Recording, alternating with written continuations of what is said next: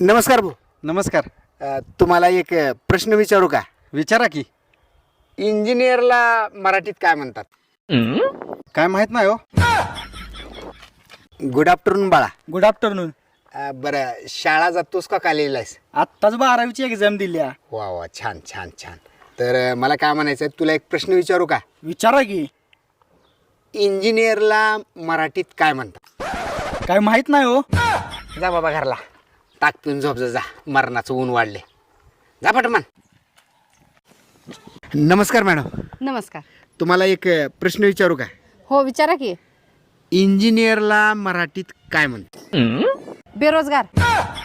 बरं ते जाऊ द्या, तुम्ही काय काम करताय? इंजिनियर आहे मी. म्हणूनच बोंबलत हिंडालेस लोकांना प्रश्न विचारत.